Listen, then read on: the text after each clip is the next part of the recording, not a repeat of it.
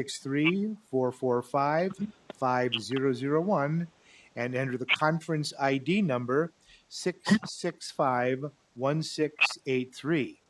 Identify yourself by stating your name and address, and you will be acknowledged and be given 2 minutes to speak. Is now joining. We have anyone for open forum?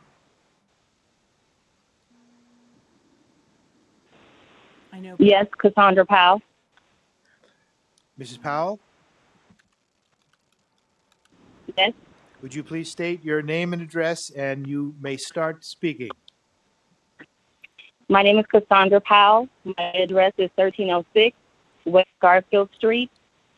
And I am requesting a reconsideration for the decision that was made for my son in regards to his open enrollment.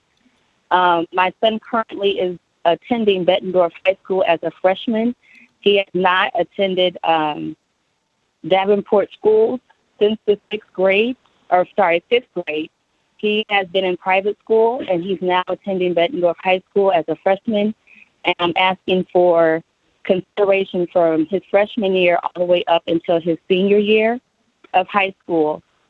In receiving the documents from Ms. Carruthers, I also did some research regarding the diversity plan, and under Administrative Regulation 501.16a, it discusses the ratio which will be based on the number of minority and non-minority students enrolled in the district. And my concern with this information is that my student is not enrolled in the district, and he's currently in a different district. And I'm seeking out approval for him to remain within Bettendorf School District. So I'm asking for a release for him because he is not a part of the diversity numbers that was distributed during the 2020 and 2021 year for enrollment figures for the Category A and the Category B.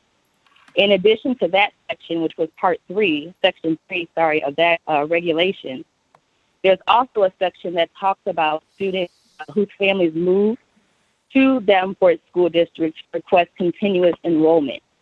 Since my son is a part of Bettendorf High School, I'm also seeking for the release for his continuous enrollment at Bettendorf High School, just because he is not a part of Davenport School District's diversity plan.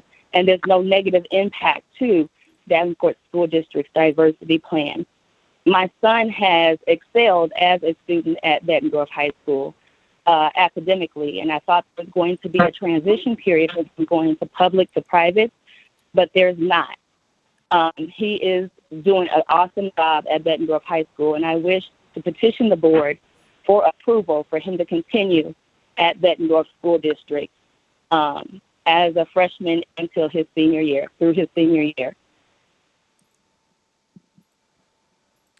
Thank you. Mm-hmm.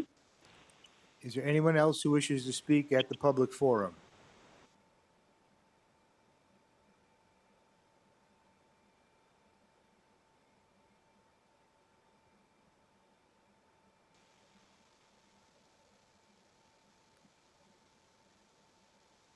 Anyone else? Let me go make sure for Joe he doesn't have somebody else on the line.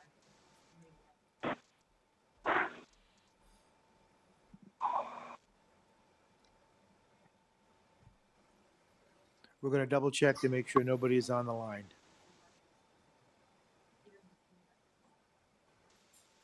Okay, there's no one else on the line. We will now move to the consent agenda. May I have a motion on the consent agenda?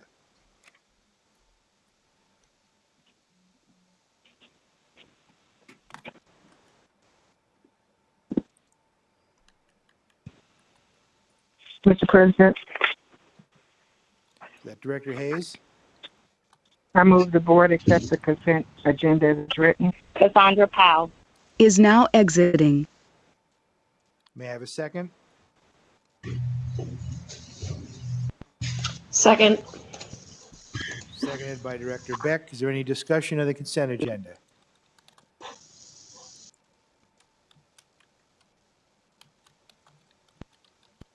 Okay, we'll move to a vote. Director Mayfield,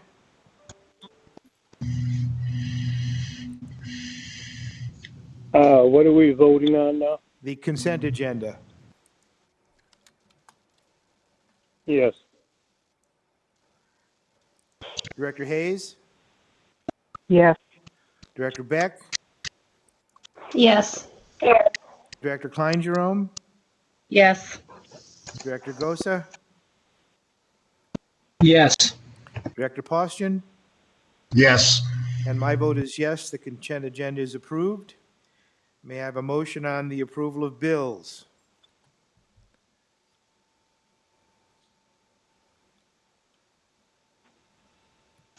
Mr. President, Director Beck, sorry. I move that we adopt the recommendation by the administration for the adoption of the bills from the bill listing periods of 3/19/2020 through 4/8/2020 and 4/9/2020 through 4/22/2020. Resolved, all claims presented to the board having been duly certified as correct by the secretary, reviewed by the administration and board members, and they are hereby audited and allowed as just claims and warrants drawn on the treasury for the several amounts. Further resolved, the payment of claims and salaries be approved as presented for the periods of 3/18/2020 through 4/8/2020 and 4/9/2020 through 4/22/2020. is there any discussion on the approval of bills? Did we get a second? Bruce, who was the We second? didn't get a second, Bruce. Who seconded that? Somebody volunteer. Second. Thank you. We'll move to a vote. Director Beck, Yes. Director Postian, Yes. Director Gosa, Yes. Director Hayes, Yes. Director Klein Jerome, Yes. Director Mayfield, Yes. and my vote is yes. The motion carries. We'll now go to the superintendent's report. Thank you, Mr. President. Good evening, everyone. I hope the night finds all of you well. As all of you know, it's been a very busy time, and if you've taken a look at tonight's agenda, one of the things we were trying to accomplish is to provide as many answers as possible, knowing now that we have some sense of finality from the state. The governor has announced that our face-to-face brick and mortar in the building school year has come to an end, and that we need to continue moving forward in our continuous learning plan, utilizing our digital platform from this point forward. So we do have some finality on that. However, with that decision comes a whole host of questions, and I know first and foremost, our seniors, for example, have been very concerned as to how this final part of the year is going to play out. So you'll see in our agenda tonight that we are asking for changes in graduation requirements, knowing that many of our seniors rely on third and fourth quarter of their senior year to accumulate the necessary graduation requirements to move on beyond our system into other post-secondary opportunities. One of the things that we heard loud and clear from the state is that we have to hold our students harmless during this time of the COVID-19 pandemic, and whatever it takes to help our students to continue their lives and move forward, to include reducing our graduation requirements. The governor in particular has waived all of the graduation requirements that are part of state statute. And we will be asking the Board of Education to waive our policy, and we'll talk that through in a little bit. But ideally, that's meant to give our seniors a sense of how they can finish this school year out successfully. I do believe many of our seniors will have enough credits right now to move forward. But we also have a plan for credit recovery for seniors that still need to cross that 20 credit threshold, and we'll talk about that in far more detail. The other item that is certainly on the mind of all of our seniors is graduation. And while a June 6th, 7th weekend, graduation weekend, in terms of a large public event at the Tax Slayer Center does not appear to be a possibility, we've gone two routes to try and help our graduates celebrate this most significant accomplishment. One is we are working with KWQC, and they have offered to help us produce a virtual graduation, which would be held on the weekend of the 6th and 7th of June. So we're exploring what all of those pieces could look like. I have asked my high school principals to Rudy. Is now joining. to bring in their constituents, students, parents alike, and let's talk through what a virtual graduation could look like. We've also reserved space at the Tax Slayer Center for July 19th in the hope that by mid-July, perhaps health circumstances and the virus piece will have waned, which would allow for a more extensive celebration that could include face-to-face pieces. So my thought is perhaps we could do both. Perhaps we could do a virtual graduation. We could always do a celebration also later in the summer. I know it's not the ideal situation, but we're not dealing with ideal health circumstances. So our hope is that we can celebrate with our seniors moving forward in a meaningful way and celebrate with their families. The other pieces, our teachers and staff are accelerating their work with our students with regard to the enrichment under our voluntary platform. As you know, our teachers are creating videos. They are creating live sessions with our students. They are posting office hours. And our goal is over the course of the next 5 weeks is to enhance those so that our students will have multiple opportunities. Basically, our philosophy is let's get better at what we're doing right now. And I would commend the teachers. They've had a great deal of information to sort through and new adult learning that had to take place to get to this point. And I commend them for all their hard work, as well as our building administrators and our central office administrators for putting together this framework. We will continue to reach out to all of our students and engage them in meaningful ways so that the next 5 weeks have some meaning moving forward. The next item that is really capturing our attention is perhaps you heard that the state is requiring us to put together a return to learn plan. What is life going to look like in this school district when things get back to normal? And we certainly hope they get back to normal very soon. We know that there are a whole host of standards that we need to catch up on going into the next school year. And our goal over the next few weeks and next couple months is to put together a very robust return to learn plan that goes well into the next school year that allows us to make up for the learning loss that is currently taking place in another context across our system. So please know that we will be reaching out in a very collaborative way to all of our employees. We'll be reaching out to parents. We have a number of ideas, and right now we're in the brainstorming phase as to what next year's calendar and school day could look like. It's possible it looks exactly the same, but I doubt that right now. I think we're going to look for opportunities where we can accelerate the learning that we are definitely getting a little behind in, especially when it comes to the fourth quarter of this year. So we will start putting that together, but again, we're assimilating information and taking as much comment as we can from our stakeholders so that we can have our students back up to the learning standards that we have come to expect as quickly as possible as we go through the summer and as we start our next school year. So you can look for recommendations coming from us with regard to what that return to learn plan looks like and what our next school year will look like as we re-engage our students moving forward. Those are the big topics that we have coming forward. We're still working with a percentage of our students that have not engaged in our Google Learning platform. We've spent the last 3 days making personal phone calls to each and every single one of those students to try and discern what the issue is that perhaps is inhibiting their ability or desire to even engage in learning moving forward. So those conversations are drawing to a close. We're getting some sense of what the issues are, and when the issues are with regard to accessibility and technology, we have solutions for those. And any other social or personal issues we'll certainly work through also. But we're trying to personalize that experience with an actual human being talking to another human being. These are not robocalls. These are people dialing up numbers, saying, we miss you, where are you? We'd like you to engage in your classroom. What can we do to help? And a credit to the team for pulling all that together. Today and tomorrow, we have one more pickup of essential items for our students coming to our schools, whether those be band instruments or Chromebooks, knowing that Chromebooks are a very important part of our learning platform moving forward.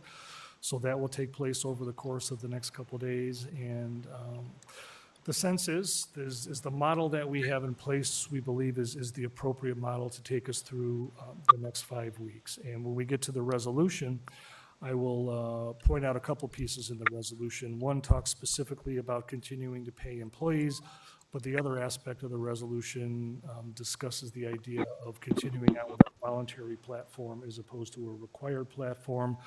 I've added a document, and we can talk that through in a little bit more detail outside the content of the superintendent's report. So again, I appreciate everyone's patience in the community.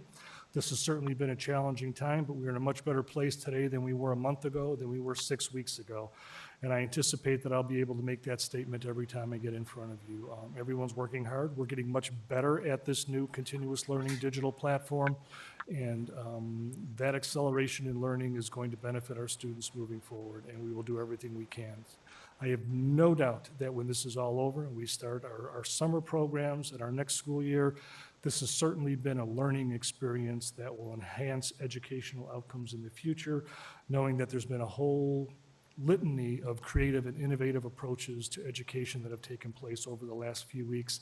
That creativity and innovation is part of who we are now. It's part of our DNA, and I'm excited about what the future holds. So we are moving through as quickly as possible. I think we were doing so with as much temerity as we possibly can as a school district, and I look forward to bigger and better things down the road. So, Mr. President, that concludes my superintendent report. I was hoping. And then what about Corey? And I am so sorry. Any questions for the superintendent?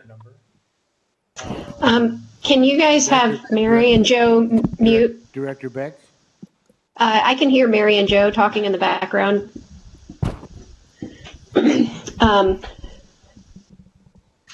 Bruce, is it okay if I speak as I asked you earlier? Yes. Okay. So I am using this sort of as board reports time since we didn't have any scheduled. And I wanted to talk about the webinar I attended on Thursday, put on by the IASB. It was on equity and diversity, and it was a board policy workshop. It was attended by, I don't know, about 60 people or so online. I was the only representative from Davenport, but I am hoping that we can have some of this here. But we heard from superintendents in Storm Lake, Marshalltown. Gosh, I didn't even write down all the places. We also got a keynote speaker who was from the National Association of School Boards, and it was really, really, really informative. I was really impressed with the information we got, and it really assured me that, one, as a board, we have the ability to make changes in terms of equity and diversity in the district. Two, the little things do matter. And so, just from what pictures we're posting on social media and things like that, but it was really, really helpful and a really helpful experience. But the other reason I wanted to talk about it is because it shifted my opinion a little bit on the voluntary versus required learning for our high school level. And then also some sort of thoughts I had over the last week or so. So initially, I really wanted to require high school learning.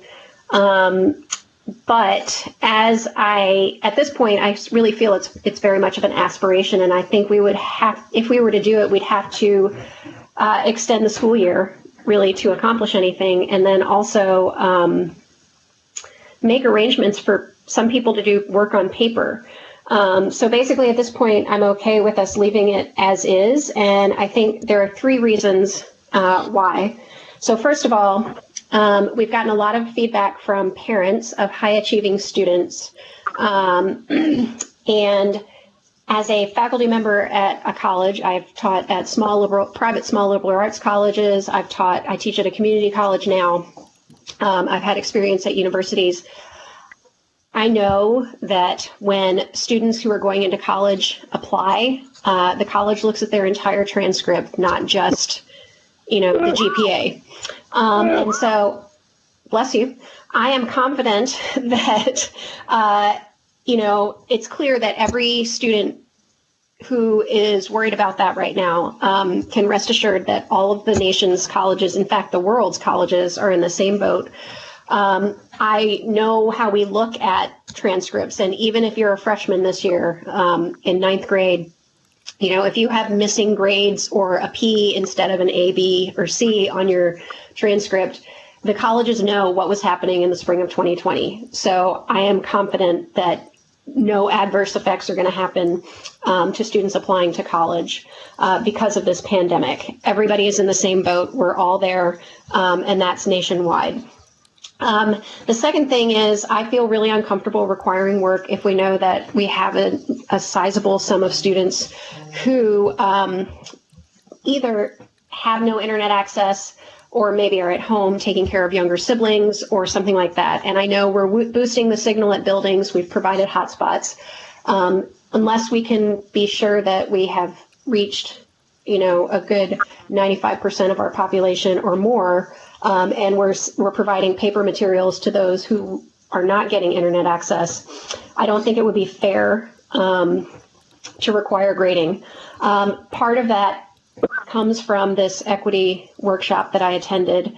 87% of the districts in the state are voluntary, and I heard from some superintendents about why and how they are working on things and why they chose to go with voluntary, and it was really all about equity in access, right? And the other thing I even asked sort of, well, what do you do when you have neighboring districts that are requiring it and the public sees that and asks you to, make changes? And I asked this anonymously, and the answer I got from all of the superintendents was a resounding, you can't compare districts. What's happening in your district is what's happening in your district, and it is not the same in another district, which I really appreciated. And then the last thing, the third reason why I am not comfortable with it is that I don't want to see us do it poorly. It would be, I can't imagine a worse scenario than requiring learning and not doing it properly or in the best way possible. And that wouldn't be the fault of anybody necessarily, but online learning is not easy for everyone. It requires the student to be relatively independent and an independent learner.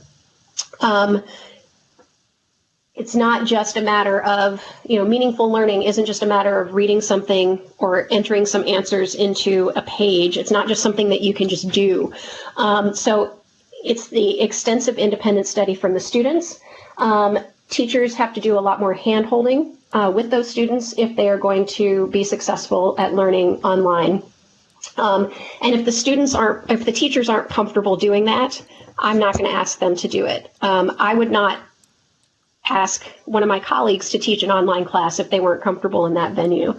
I am personally now being forced to teach a course online that is not supposed to be online. It's supposed to be face-to-face with a lab. None of my students signed up to be online. Now, I have some comfort with the online platform because I already teach online classes, but it is way more work for me to teach this course that should not be online than it would be if we were doing it face-to-face. I could walk into a classroom with very minimal preparation and carry out my duties as an instructor and interact with my students and make sure that everybody was where they needed to be. Whereas online, the students may or may not show up that day. If they don't happen to show up when I'm online giving a lecture, then they miss that instruction, even though it's recorded. They miss the opportunity to ask questions. They may not know what questions to ask. It's not that easy to do well. And so again, for all of these reasons, I really am comfortable with the voluntary, knowing that the material that's out there is basically the same material that we'd be offering if it were required. I just can't in good conscience put that extra level of work on our teachers or our students. So that's my 10 cents. Bruce? Director Poston. First, I'd like to thank Allison for those comments. I agree with you on many of those points. I too would prefer that we were on a required route, but perfectly understand why we can't do that. My problem that I have is just how many kids are getting involved on the voluntary route. I have a grandson that's taking Spanish 3, and Dr. Kilbilski, you correct me if I'm wrong, but they put all the high schools together. So all Spanish, anybody in the high schools are taking Spanish 3, it's together as one class. So he's been doing that online. And so out of all these classes, there's been 6 students that's been involved.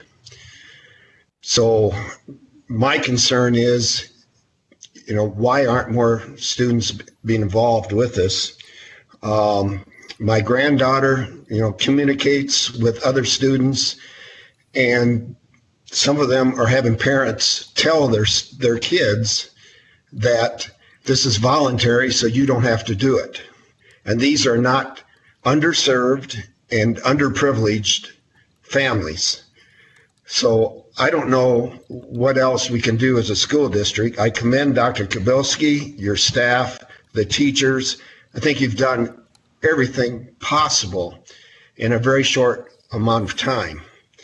So as far as I'm concerned, I'm putting a lot of the blame on parents.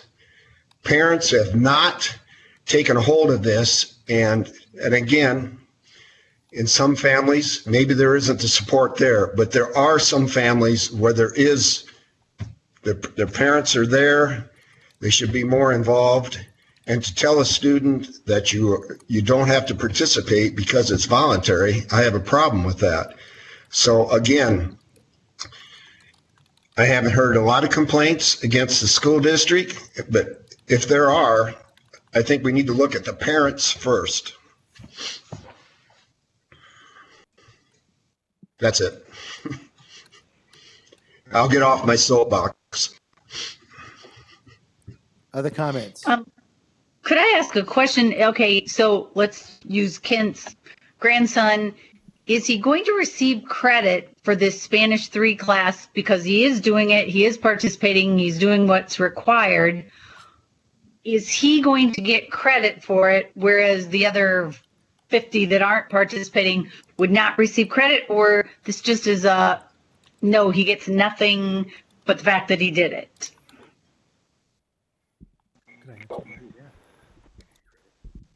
So, Ms. Klein-Jerome, under the voluntary plan, we are not allowed to give grades, nor are we allowed to give credit. So whether students are participating or not, those students will not be receiving a grade or credit on their transcript. That's why we're starting to talk about next year on how to catch up from a credit perspective with the ideas that we're currently brainstorming right now. But there will not be credit over the next 5 weeks for fourth quarter classes, with the exception, and we've been given this exception from the state, are the credit recovery pieces for seniors that we would like to see move on and graduate this June. Okay, and then a little bit different topic on this that you could answer. Since we did not get the virtual academy, are we going to open Mid-City back up to 9th graders? Because part of the reason not having there was because we were going to move the virtual academy in there. Are we going to consider taking 9th graders back to Mid-City? We are going to consider a whole host of options for Mid-City, with that being one of them. I've also had some outreach from surrounding districts with an opportunity of perhaps a collaborative effort with regard to Mid-City. So those are just initial conversations that have just begun in the last couple of days, but we'll certainly take a look at all options moving forward.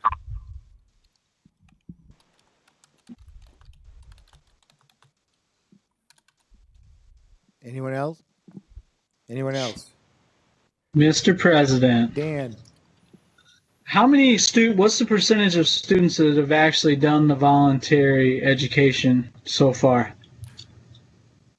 Mr. Gosin, it varies by building, but the number that I saw this morning has us in at around 73% of students that have actually signed on, engaged with their teachers in the Google format. We're hoping that the phone calls that we've made over the last couple of days were a significant percentage of the 27% that have not have expressed an intent to do so. So as the days unfold, I expect that 73% to increase. But that's a district-wide number, with some schools being higher and some schools being lower. Okay. And back to something that Karen had said. I thought you had told us before that if the students did the voluntary, there would be a way to kind of give them a pass-fail on it, because otherwise, what's the point of doing it when you're going to have to redo it next year? We were giving pass-fail for third quarter. Fourth quarter, we cannot give grades and we cannot give credit under the voluntary model. Pass-fail for third quarter, I don't understand that. There was only a couple days left.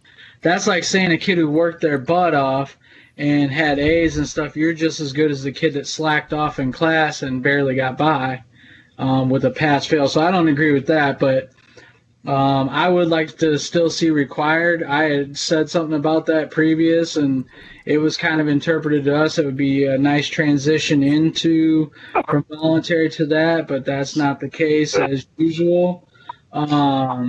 So I would still be for going to required. If the kids are going to put in the work, they should get something out of it. And I hope you're doing all right there, Clyde. That sounds terrible. But that's mine on it. I'm pretty disappointed in how this turned out.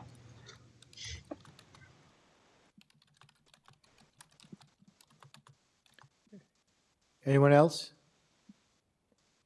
Of that 27% that have not logged on, I've spoken to a few of them, and it was almost to a point where if I'm not getting anything of it, what incentive do I have to get on? I'm not going to get anything from it. I've not heard anything about parents not encouraging it, but from a few of high school and middle schoolers, that's kind of the response that I have. Since nothing is coming from it, there's no need to log on.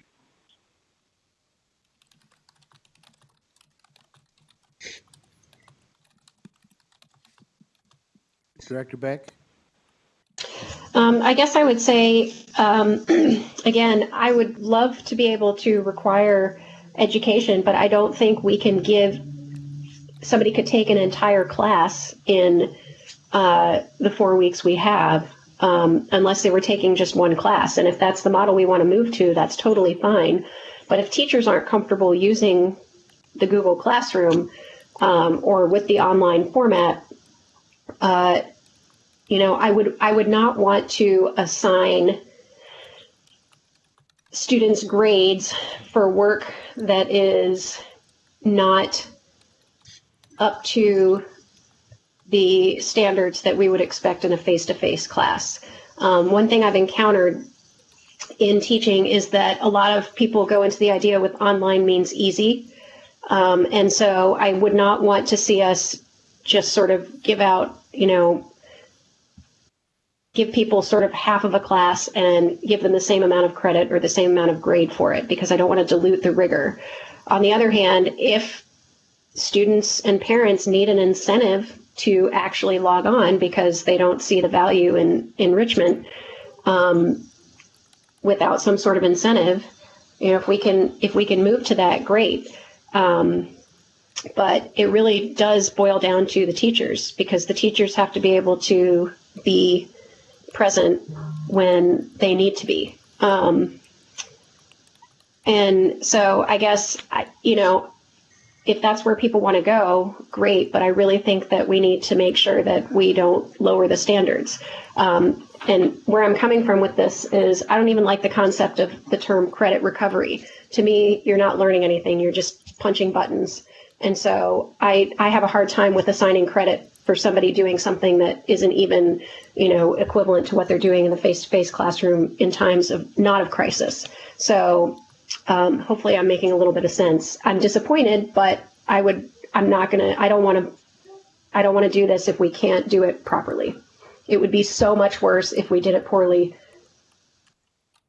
It would be just so much worse.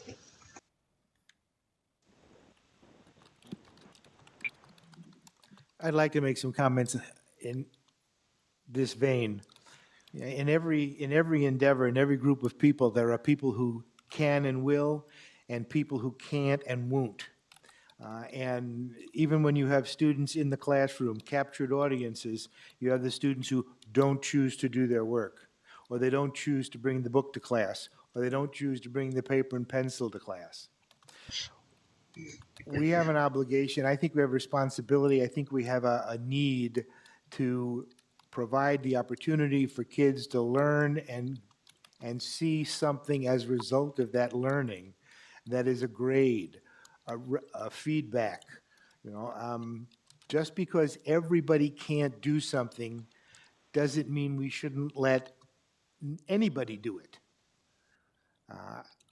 Yeah, the teachers, we've had one-on-one Chromebooks and teachers using Google Docs and Google Works for 5 or 6 years. So if, this is not going to make people happy, but if we've got some teachers that we're paying $50,000, $60,000, $70,000 a year, and they've been working with this thing for 3 or 4 years and they still can't do it, we have an evaluation problem. And we talk about, we are in competition with neighboring school districts for students. And when the neighboring school districts are all doing required learning, when Durant is doing required learning, I think we need to step up to the plate and do it.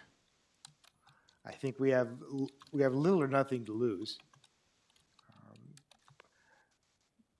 That's my 2 cents. Anyone else? Well, just to add one more penny to your 2 cents, in reading some of the emails that we received on, a parent wanting to remove a student from the district because our neighboring districts are offering credit, that's disheartening as well. We're not trying to get rid of students, we're trying to attract students.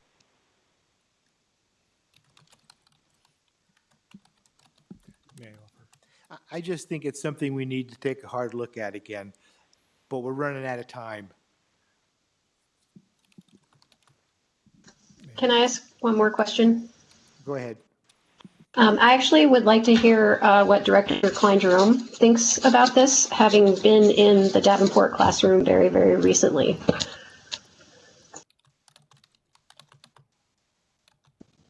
I have used Google Classroom. I think making it mandatory, it's like Bruce said, you got kids in class that don't even bother to bring a pencil and paper, and they're not going to put themselves out now. But those that want to, we should give them the opportunity to receive the credit. I, as a student, would have had a really hard time doing this voluntary stuff, knowing I'm getting no grade, no credit, and next year I'm going to have to do it again. It would be very frustrating. So I think your teachers, at least in the high school, is where I especially use Google Classroom. I did use it then, some in the elementary.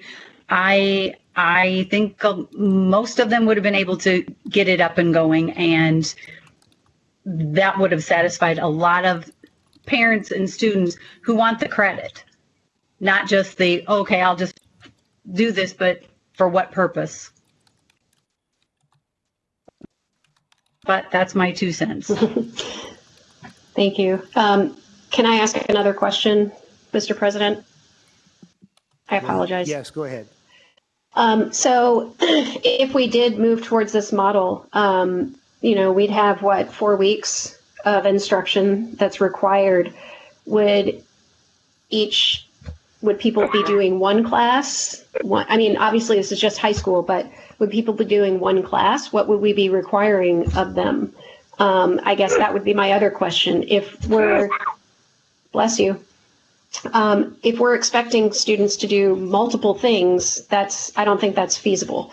But if somebody wants to take Spanish 3 and get credit for it, that's fine. As long as they do all the work that they would be doing in a face-to-face version of that class, or equivalent, I should say. If we, what was I going to say? I mean, I'm fine with that. And actually, I do remember, I did understand that if people did the work, even under the voluntary model, we could evaluate that work later on and offer them credit for it. So I didn't realize that wasn't an option if students did do the work. I would like to think, but I guess I don't want to, I want to make sure that people aren't going to be behind if they don't do it, if they don't have access, right? So if we say, yes, you're going to get grades for doing Spanish 3, to use that example, over the next 4 weeks between May 4th and June 4th or whatever, if students aren't doing it, they're not going to be held behind. Does that make sense? And I don't know what the options are there. Dr. Kabelski.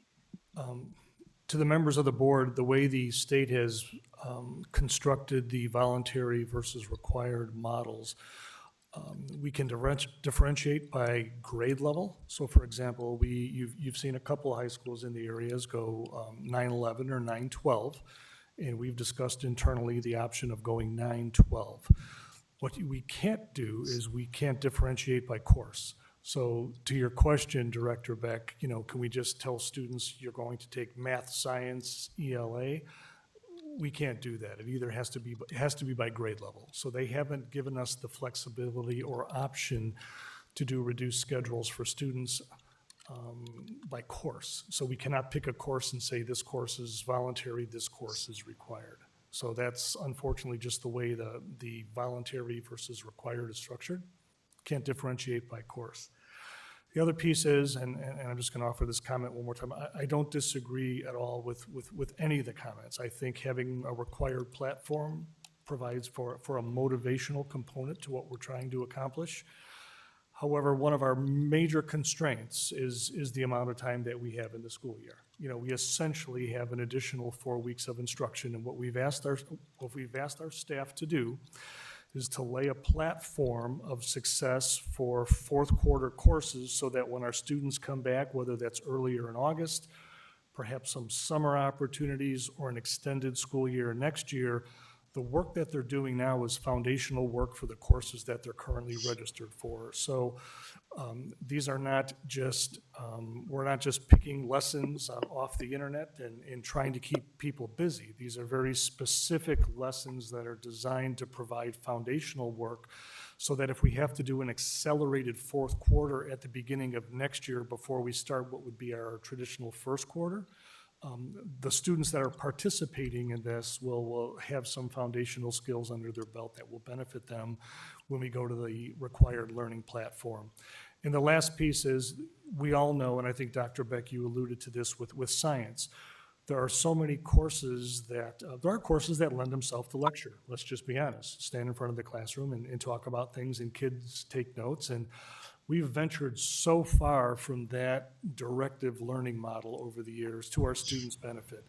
And when I think of our CTE students, when I think of our science students with lab courses, when I think of music students, when I think of our world language students that benefit from a collaborative learning environment, it's hard to lecture in those particular formats. And I, again, would question the value and the validity of the grades and credits that we're putting forward, because I don't think they would accurately reflect the standards. So with that piece, my final comment is we have a whole host of teachers that have taken to this learning platform like a duck to water, and they're very, very comfortable with this.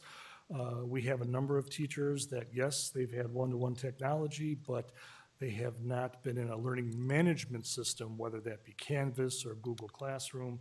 That's just an entirely new and foreign entity to these teachers. And to ask them to do this and to do this well, I think is a very, very big ask, especially in a system as large as ours.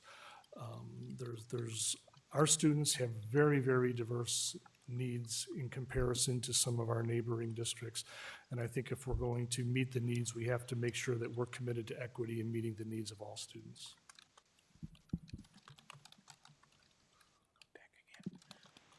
Director Beck? So just to clarify, if we decided to go with the required learning for, I don't know, 9 to 11 or whatever, a student would be expected to participate in all 4 or 5 or 6 classes that they were signed up for. And if they chose to invest in only one of those classes, how many classes do people take at once? I don't know. 4? Is it 4? Okay, thank you. Sorry, I was thinking not block schedule, but so if they would expect to be participating in the 4 classes that they are registered for. And if they chose to invest their time in one of those classes and get something meaningful out of it, but not all 4, they would then get Fs on their transcript for the ones that they did not participate in. Is that correct? They can't just do one class. Is that what I'm understanding? No. So to clarify, we cannot choose courses and determine which ones are required and which ones are voluntary. If students on their own decide for themselves that I would only like to take 2 courses, 4th quarter, I have not seen any guidance from the state as to whether or not that's an option for students. If we go required and you can only take 2 courses, I haven't heard that conversation anywhere in the state or in any of my meetings, and that's a question that I would have to ask clarification on. So if they wanted to take a reduced schedule is your question, correct? Yeah, because as I said before, I'm in this platform now. I'm doing this now. Students who did not sign up for online courses are struggling because online is not their way of doing things. They need that face-to-face interaction. And yeah, I have some high-performing students. It doesn't matter what I do, they're going to do great. And the parents that we're hearing from most are those students, I think. And I don't want to deny them the opportunity to get credit for the work that they're doing. But for a student to get something meaningful out of a required course or a required platform in 4 weeks, I don't think they could do that for 4 different classes. And I don't want to set people up for failure. If they could just sign up for a course, I would be much more inclined to make it required. And if we could have a student register for 1 course and that's the one thing they did that was required for 4th quarter in the spring of 2020, I'd be much more comfortable with that. But I know not everybody has access. So I don't want it to expect that the parents who don't have access, I want to deliver paper to the people who don't have access so that their students have access if they need it. I don't want to see people getting Fs and failing classes because they can't learn online, they don't have access, they don't have the face-to-face interaction that they need. That's what I'm trying to figure out. If they can register for 1 course and do it successfully, great. I'd love to require that. But I don't want to penalize people who don't learn well online and expect them to do 4 courses and do them all well.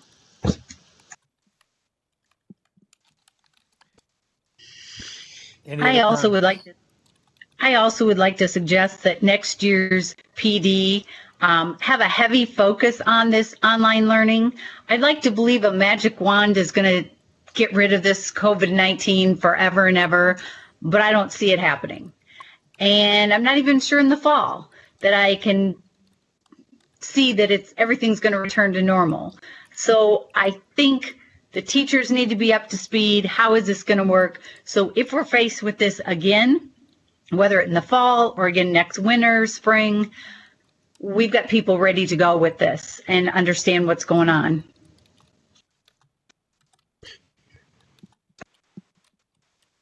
Any further comments? Bruce, just to follow up what Karen just said, my concern also is finances in the coming year. I think as far as the state of Iowa is concerned, they they were fortunate. We had legislators that had a reserve build up, but that's going to get depleted quickly. And the way the egg economy goes pretty much is the way the state of Iowa goes. And so as a school district, I don't think we should be expecting great amount of financial support from the state, and it may be even hard to maintain what we have. So I think we need to look at that too down the road, that things might get pretty tight from a financial standpoint. Okay. That was a great discussion, very good discussion. Everybody shared their thoughts. I think we've communicated our feelings to the superintendent. Let's now move on to the items requiring action. May I have a motion on the approval of plans and specifications for the LED lighting project? Mr. President? Is that Director Beck? Yes. Go ahead. I move that the board approve the plans and specifications for the Central Phase 2 LED lighting project. President Potts will conduct a public, oh, never mind, I don't have to read that part, sorry. Is there a second? Second. Director Poston has seconded. We will now hold a public hearing on the approval of plans and specifications for the Central LED Lighting Control Project as published in the Quad City Times on April 17th, 2020. Anyone wishing to speak on this item should be phoning in on the number that we gave you in the open forum. When you're called on, state your name and address for the record. Does anyone wish to speak on this?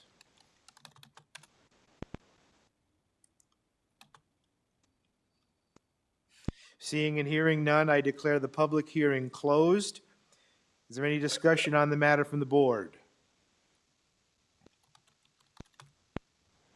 There being none, we'll move to a vote. Director Beck?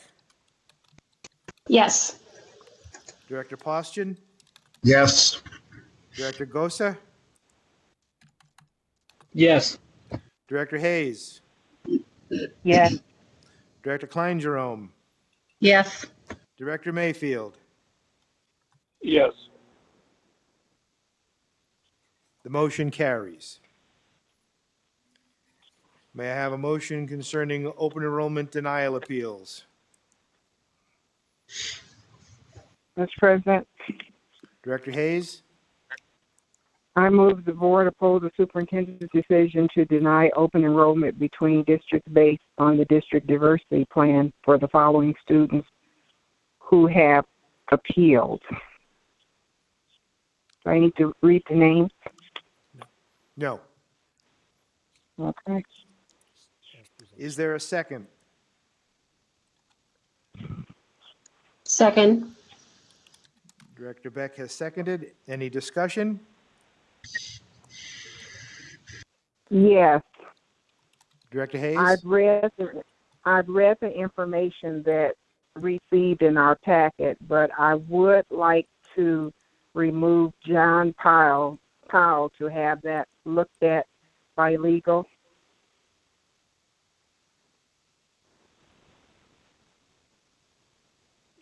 We think we would need a separate motion to do that. We would need to amend the motion. I would like to amend the motion, the original motion, to have John Powell removed, to have legal look at that and readdress that at the May 26th meeting. Okay. Is there a second to the amendment? Second. That was Director Beck. Yeah. Any discussion on the amendment? We will vote on the amendment. Director Hayes? Yes. Director Beck? Yes. Director Gosa? Yes. Director Poston? No. Director Klein Jerome, Yes. Director Mayfield, Yes. and my vote is no.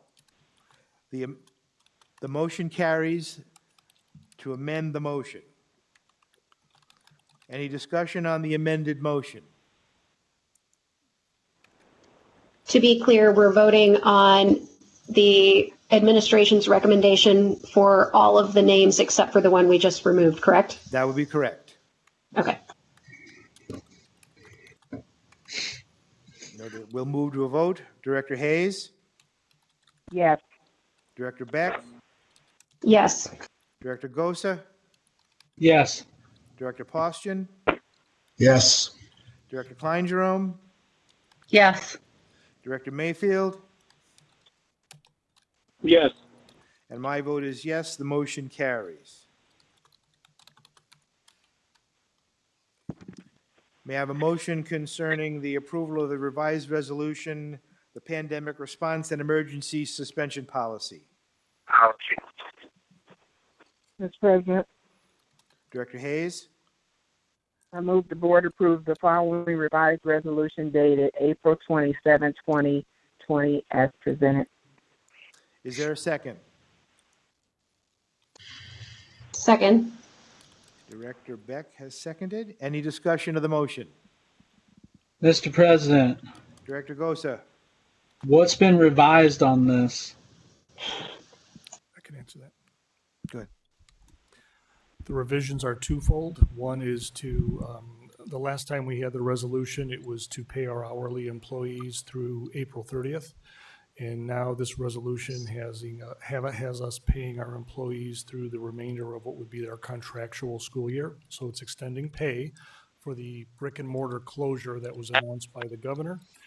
That's the only change in this. The voluntary piece that the board voted on last time is still embedded in this document. That voluntary piece could be changed at any time. So for example, if the board president and vice president and the agenda committee wanted to call a special meeting of the Board of Education for a couple days down the road and change our platform from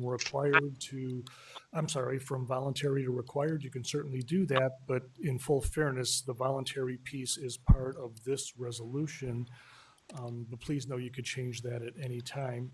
And if you do change your platform status from voluntary to required, it still has to be approved by the Department of Education. So it's not an instantaneous, simple district decision. There's a process for changing that platform.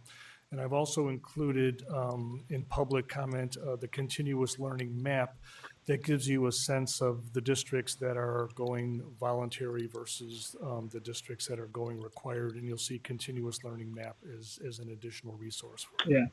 I saw that in there. I guess, so from the discussion that was had, I'm just curious if we would do this or if we would amend it to say required, and then you have to get the approval, because otherwise the longer we wait on doing that, the longer it takes.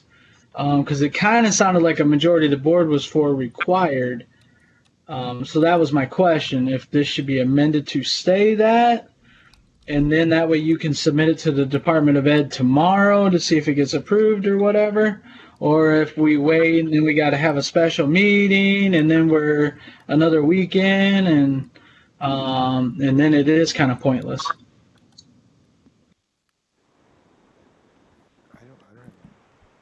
Certainly you can amend whatever resolution you like as a school board, but I would like to go on record to state that based on the conversations we've had with our staff members and with the majority of staff members concerned with a required platform, it would not be my recommendation, just for the record. Correct. I think you stated that before when I talked about the required. So then, Mr. President, do I need to make a motion to try to amend that and then see if anybody bites on that? Is that what I need to do?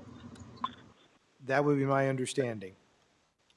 Mr. President, I make a motion to amend this to say required versus voluntary.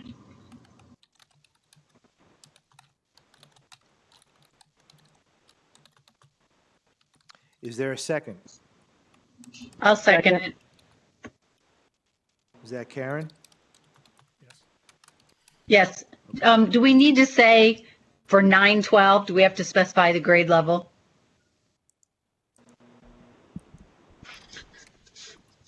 I would recommend you do so. I amend that to say for 9-12. Second.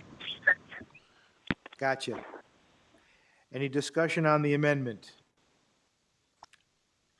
Yeah, Mr. President, Director Postian? yeah, I think this would be a huge mistake. As much as I would like to see it go to required, I'm going to rely on our superintendent and the staff and their recommendation. So I think this would be a huge, huge mistake. And I would hopefully that we defeat this amendment. Other discussion? I do have one question. Okay, if we require it, are we requiring them then to complete only half of a term of work versus, I mean, they can't possibly do the whole term in 4.5 weeks. Is that our thought?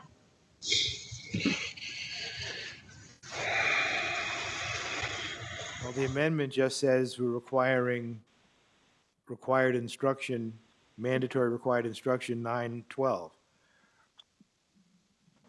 But, yeah, and I understand that. But I assume the details would be up to the administration.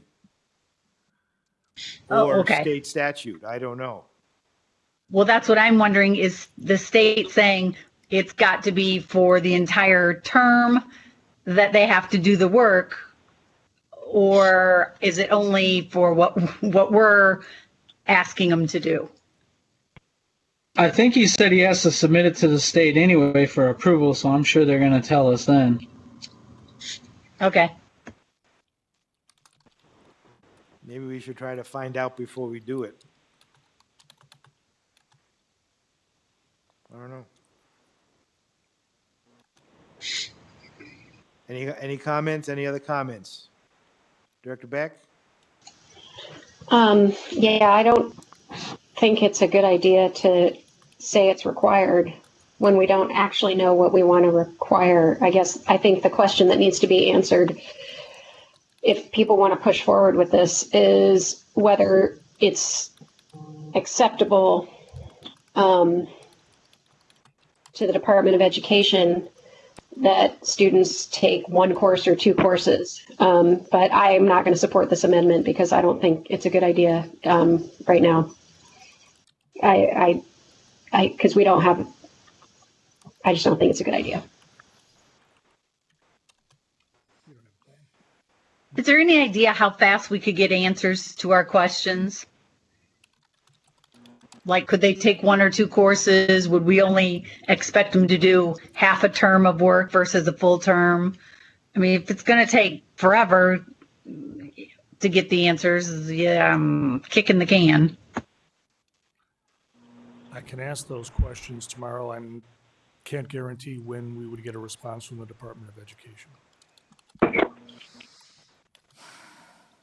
And it's perfectly fine if everybody wants to vote this down. I just want to go on record that I tried doing this yet again after multiple weeks of kicking the can down the road, so it just sets back further and further, and that's fine. And we can keep doing that because we discussed this at our last regular meeting about doing it. So either way, if you don't like it, don't vote for it. I mean, we can just proceed on and keep going. If it gets voted down, then go to the original.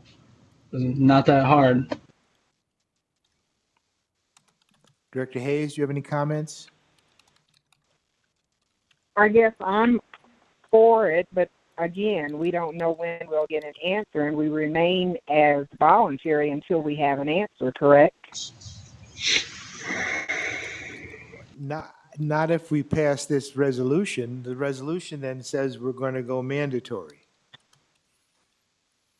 But if it's not something that we won't know, how can we go mandatory until we get the approval from the state?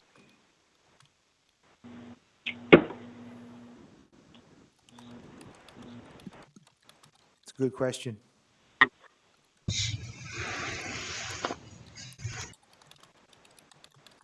Director Mayfield, do you have any comments? No, I'm listening. Okay.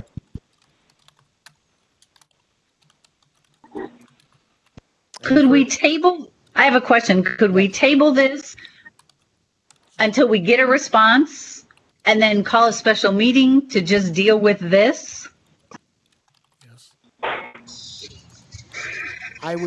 My suggestion then would be, yes, we could do that, I believe. But my suggestion then would be to not amend this motion. In other words, my suggestion would be then to defeat the motion so that we stay voluntary till we get the answer and then meet in special session and go mandatory. Okay. Change your mind anytime. Does that make sense, what I just said? It does make sense. Okay. Be right in the middle of the amendment, so you would have to decide if you're gonna, if whoever made the motion and seconded it are removing that, right? Okay, yeah, and we can do that if the maker of the motion and the seconder wishes to have it, wishes to remove the amendment. I will remove the amendment so we can move on with this. I think we wasted a lot of time on this. Karen, where are you? Yeah, I will agree also to Okay, remove it. so we're now back to the original motion. Is there any further discussion on the original motion? Just if we could get our answers as soon as the state could move on it, we would appreciate it. I agree. Can I make another comment to that effect? Can we make sure that we talk to the teachers first as well tomorrow? In what way? Well, they have to deliver the materials, so I think they should have a say. Could you be more specific when you say talk to the teachers? Are you asking, do you want to survey? What would you like from the teachers? What would you like to hear? I don't know. I mean, you gave us some feedback from teachers that they would not be comfortable with a required model. We got one quote. Do you have some sort of, elaboration on that feedback, or? Sure. So that's for what I mean. example, I received feedback from each of the high school principals, and each of the high school principals suggested that the preponderance of their staff was not in favor of going required for the reasons that we've been discussing this evening, for the equity piece, for the accessibility piece, for the ability to have to ramp up to a full online program rather quickly. The only other school that gave me a specific number was the principal from Davenport West, who said 70% of her staff was not in favor of a required platform. The other quote I gave you from Principal Flynn was more of a narrative without a number to it. The other two principals were very similar, but every high school had this discussion in their building as a staff meeting. And in every staff meeting, the teachers were, like I said, a preponderance of the teachers were not in favor of a required platform. Okay, thank you. That should be sufficient. Any further discussion? Mr. President, Yes, Dan. real quick, the teachers are getting paid during this time because they have their 180 days, right? So then next year, if we do what you're suggesting, we're extending that out. So that's going to cost us more money next year because obviously we're going to have more days to pick up that quarter that the kids are losing out on.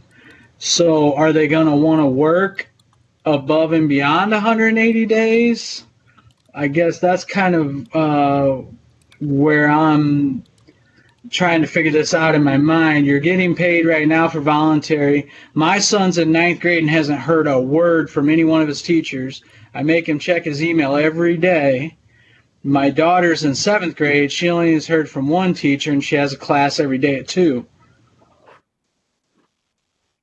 So I guess I'm just trying to figure this out because next year would have to be longer. It'd definitely be longer than 180 days. And I wouldn't expect anybody to work above and beyond, without getting paid for that. So I'm just trying to figure out how you see all this working out now that, and we probably are way too late to do required. We should have did it at the get-go, but it is what it is. We have to make decisions on what we're presented with at the time. So I'm just trying to figure out how you think this is going to play out and how it's not going to cost us an abundance more money because teachers are a big part of our budget and you're going to go above and beyond 180 days. You would have to. If we were to play catch up and go beyond 180 days, absolutely. So there are two possibilities that are floating out there.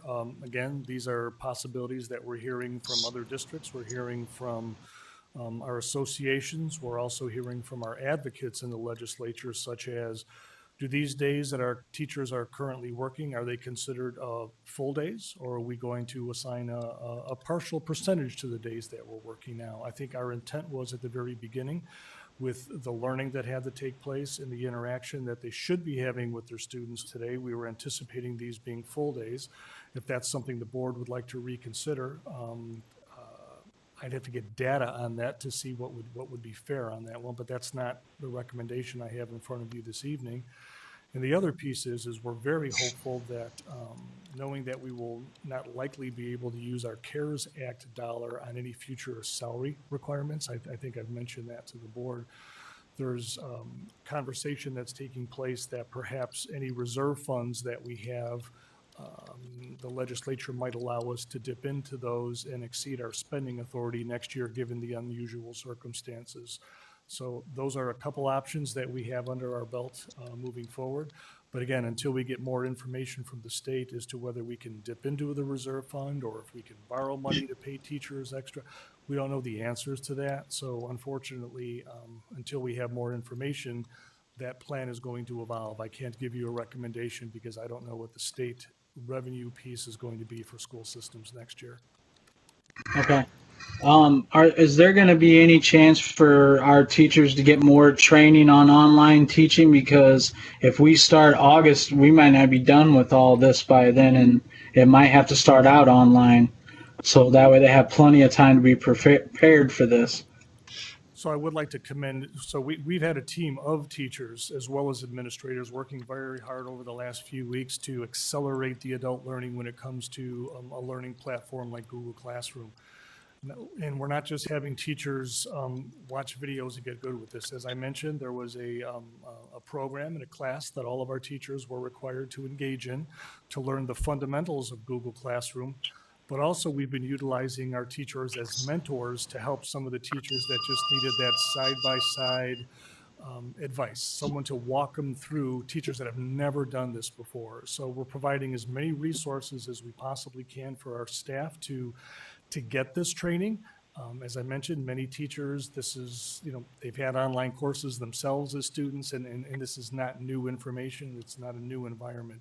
But we have a whole host of teachers in this system that have never experienced an online learning platform, which is a lot different than doing a Google search and downloading information and trying to find primary resources. That's one aspect of digital learning. But this is a learning platform. This is, how do I deliver instruction to students in multiple and varied ways so that I can take into account all the differences in the students I have in front. That's the difficult piece in what we're asking the teachers to do, because they can't do that face-to-face anymore. But we have a whole host of resources. We've utilized the AEA for additional online resources that teachers can tap into. So if they have a very specific question, they could go to a video and get a very specific answer. But most importantly, we have mentors out there throughout the entire system that are available all day long to answer any question and walk any teacher through any potential glitch or gap in understanding that they currently have, so that they can accelerate their learning so that their students benefit from that delivery model. So it's a robust system. It's going to continue to grow. We're going to get better at what we're doing. But again, keep in mind, we've completely changed our instructional delivery model in the last 4 weeks. That normally takes a year to 2 years to do. So it's not an excuse, it's just the reality. President Potts, Director Postian. Dr. Kowalski, of the 17 schools that belong to the UEN, have any of them gone required? None of the superintendents that I have spoken with.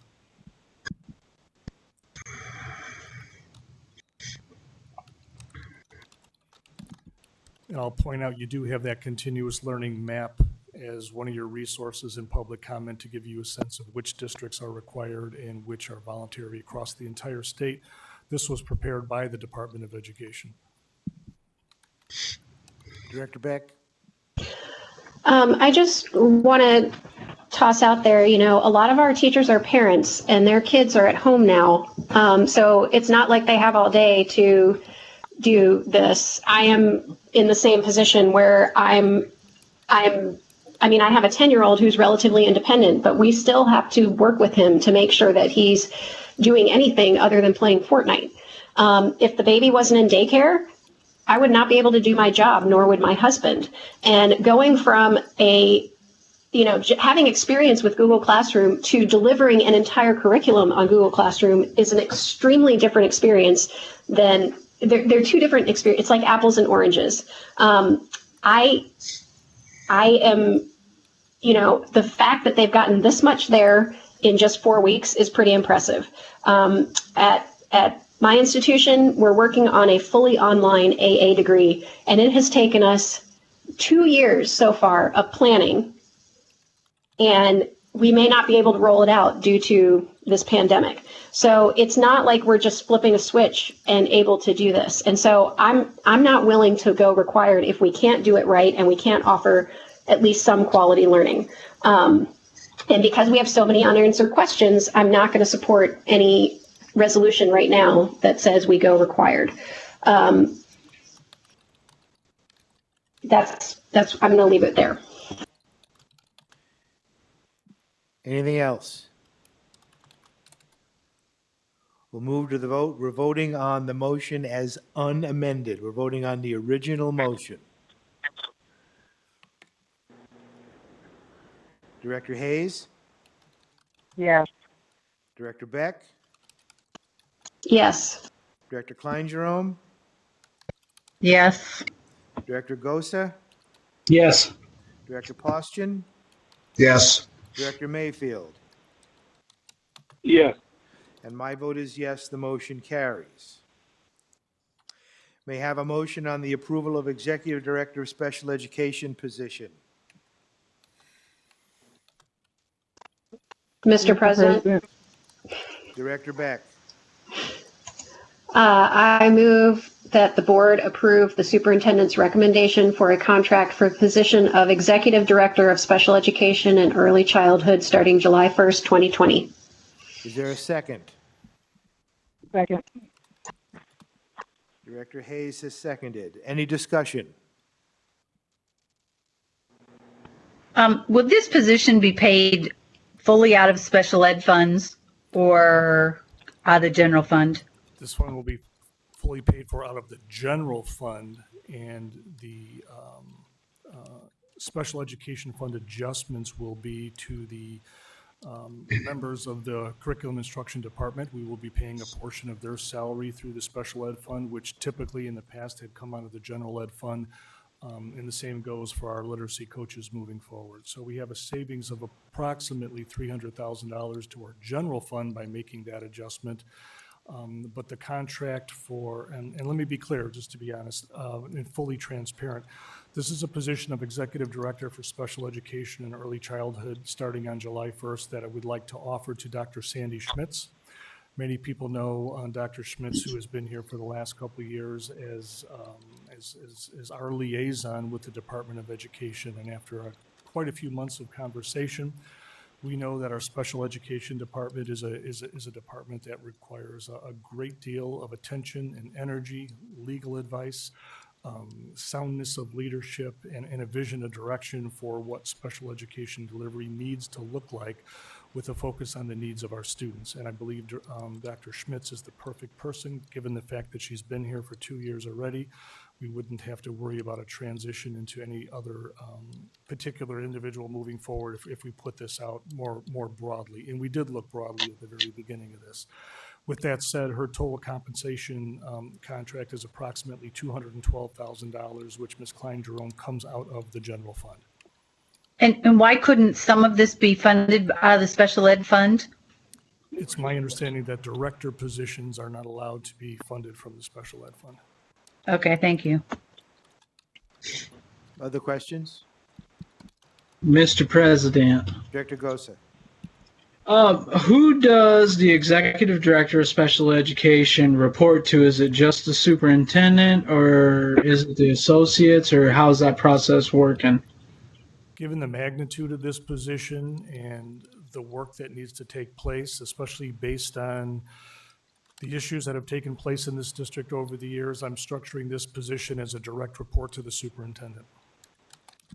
Okay, because that got us in a lot of trouble before, and we're going right back to our old ways. The Department of Ed is not going to be upset that we're stealing this person away from them, are they?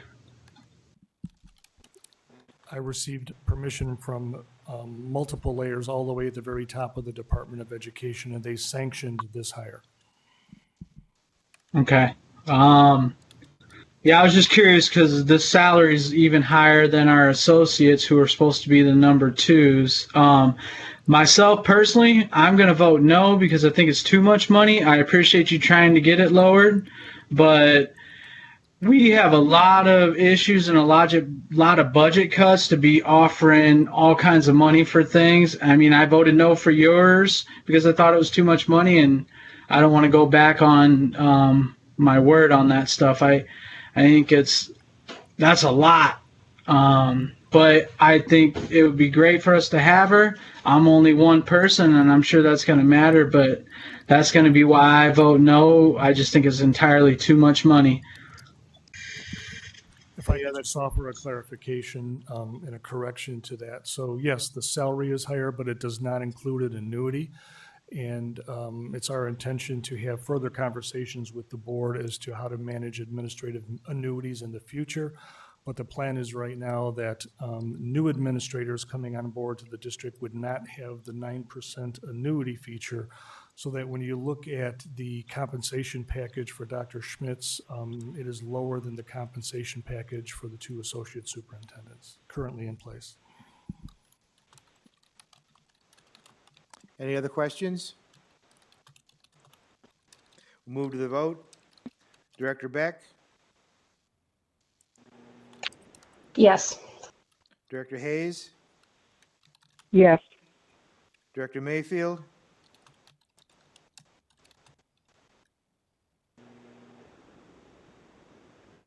Yes. Director Gosa? No. Director Klein-Jerome? Yes. Director Postian? Yes. And my vote is yes, the motion carries. We have a motion on the approval to change graduation requirements for the 2020 school year.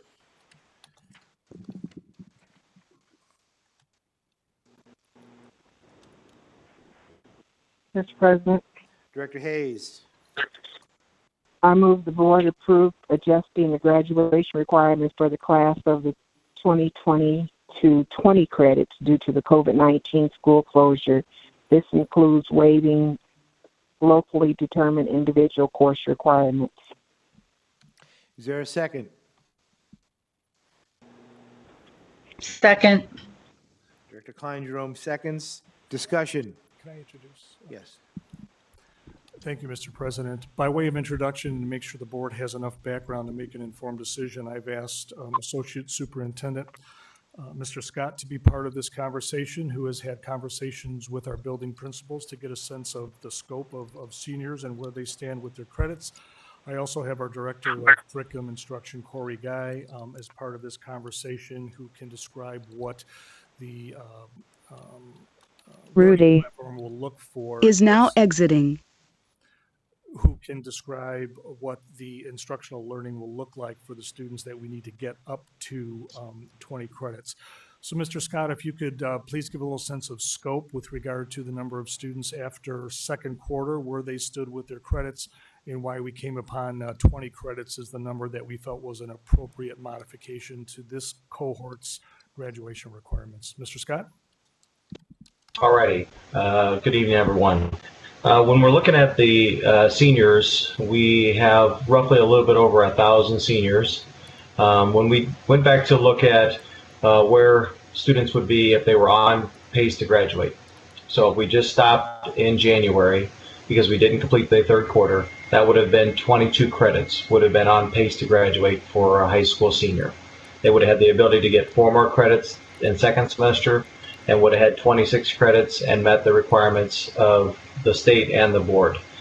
So that's where we started our baseline at, because we didn't feel all of our students were able to finish the third quarter and we didn't want them to be impacted. When we ran that report, we really had about 900 of our students were meeting that requirement out of our roughly a little bit over 1,000 students. We visited also how many students were between that 20 and 22 credits. Basically, that would have been 4 classes that they would have been behind their normal pattern to be on track to graduate. And we talked with high school principals, and we visited my own time in the building, and that was realistic, that a student that was behind with 4 classes, we've recovered many of those students in the past through hard work of all of our staff members. Rudy is now joining. So in that group of students, we had about 40 students that fall between 20 and 22 credits. So we felt that it would adversely impact those students if we didn't change it to the graduation credits of 20, because we all felt, the high school principals felt that would have been kids that would have been able to get caught back up and would have walked through and been able to walk across the stage. So we set our credits at 20 as a recommendation based on those 2 pieces of information. We do have 65 to 67 students, 65, 67 students that are below 20 credits. They may be missing 1 class, they may be missing 14 classes. So those are students that we are going to be really working with, meeting with Director Schneckloff tomorrow about using our hotspots and trying to connect with those students and really putting our resources around them to see how many of those students we can try to catch up and throughout the end of the school year, even into the summer, get them where they can receive a diploma before next school year. So those are a couple of bases around that. Again, our staff, I want to compliment, and I don't want to say that we take it for granted every year, how hard our high school teachers, support staff, administrators do to get kids to graduate. And it's really hard for us to get to those kids that need our help right now. And we're doing everything we can, but we don't want someone to not graduate and not move on with the next step of their life due to this virus. I'm open for any questions, but that's just kind of a little bit of a start of where we're at. And Rob, did they get credit third quarter, even though it was a pass or fail? They still got credit though, right? Yes. The third quarter, they did get credit for those grades. There were kids that were impacted and received an I. Is now If joining. they were below, we didn't want to have anybody receive an F because they didn't have the opportunity to take the final. Is They didn't now get credit. exiting. They did, talking over top of some of the stuff. Sorry. They were not impacted. The GPA was not impacted. So when you do a pass incomplete or a pass fail class, that doesn't, move them on the class rank. But it does give them credit. Yes, they would have received credit. Right.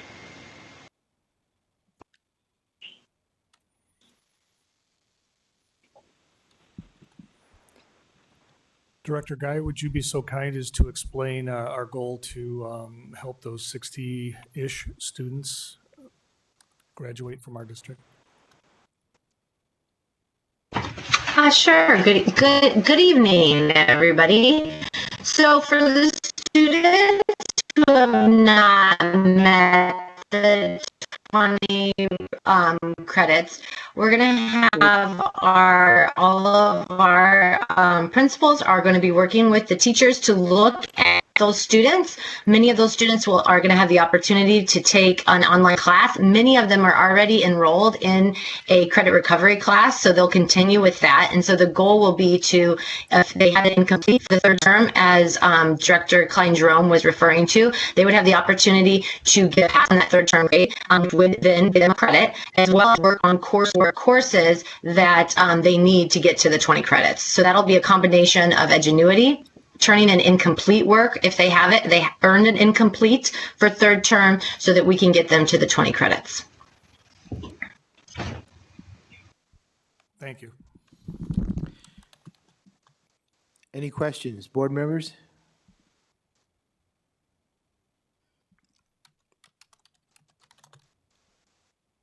Then we'll move to the vote. Director Hayes, Yes.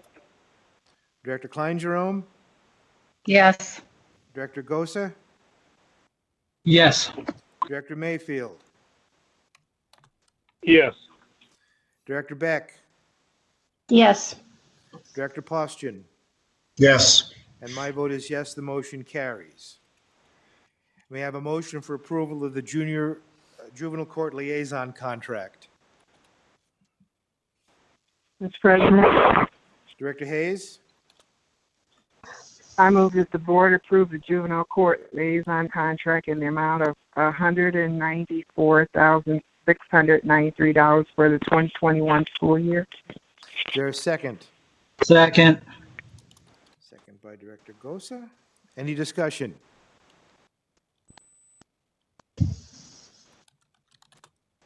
We'll move to the vote. Director Hayes, Yes. Director Gosa, Yes. Director Mayfield, Yes. Director Klein-Jerome, Yes. Director Beck, Yes. Director Postian, Yes. and my vote is yes, the motion carries. May I have a motion for the approval of the bid for the Brady Street Security Project?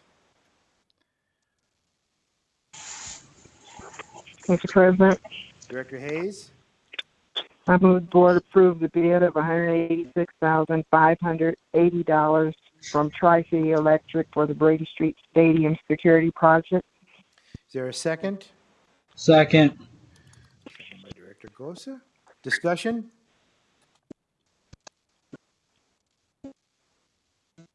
We'll move to the vote. Director Hayes, Yes. Director Gosa, Yes. Director Postian, Yes. Director Beck, Yes. Director Mayfield, Yes. Director Klein-Jerome, Yes. and my vote is yes, the motion carries. May I have a motion for the approval of the bid for the ASC Tuckpointing project?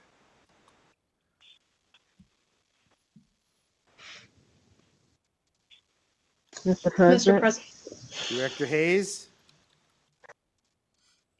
I recommend the board approve the lowest responsible and responsive bid for TNT Tuck Pointing and Restoration LLC in the amount of $383,750 for the ASC Tuck Pointing project. Tuck Pointing and Restoration LLC.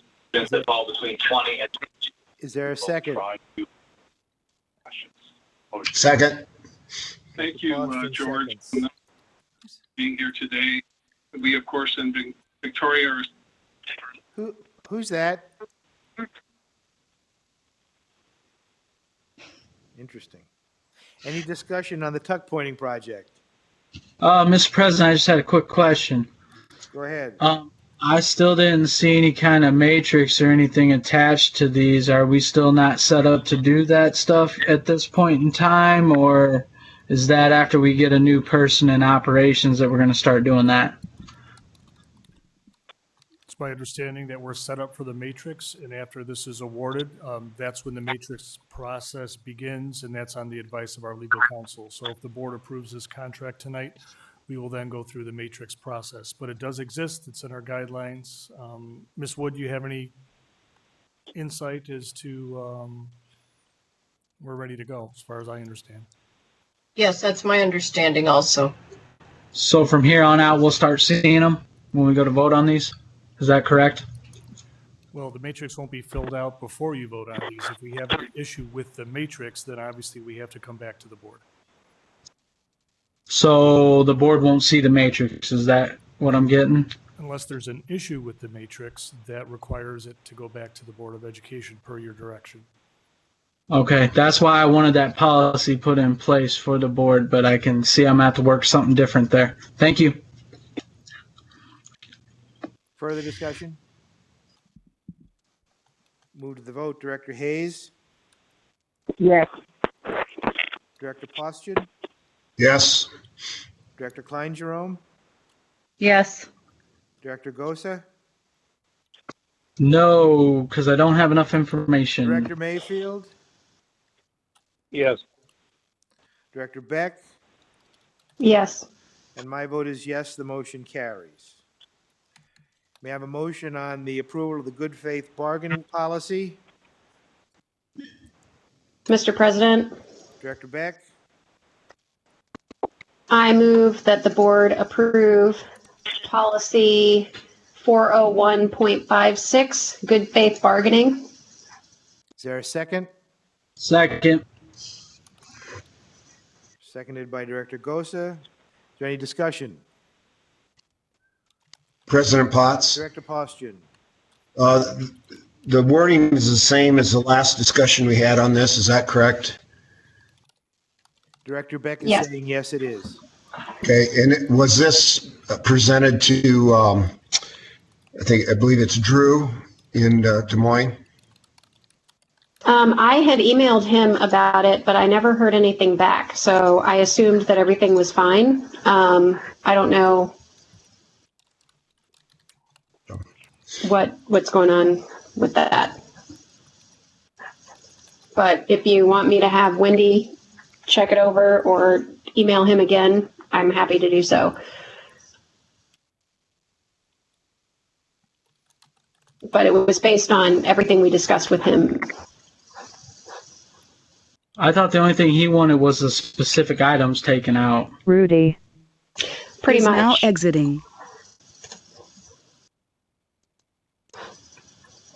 Which we did do. We took out the specific items and basically we didn't bind ourselves to anything. We just said we were willing to discuss things. Any further discussion? We'll move to a vote. Director Beck, Yes. Director Gosa, Yes. Director Hayes, Yes. Director Postian, No. Director Mayfield, Yes. Director Klein Jerome, Yes. and my vote is yes, the motion carries. We have no discussion items. Any board requests? Do we need to fill them out or can we just tell you? Why don't you tell me it and then email it to me? Okay.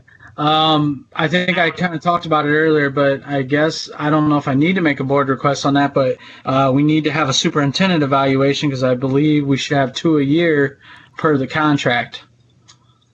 And we're already at 6 months. Correct. We'll follow up on that. Other board requests? Yes, I'd like to put in a request that the matrix Director Gosa has asked about be implemented. Right.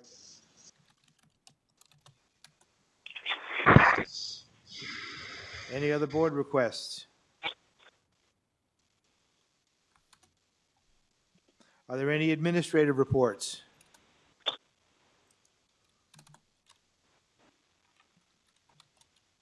None at this time. We have no administrative reports. The chair will entertain a motion to adjourn. So moved. Second. Second. All those in favor say aye. Aye. Aye. Opposed, nay. This meeting is adjourned.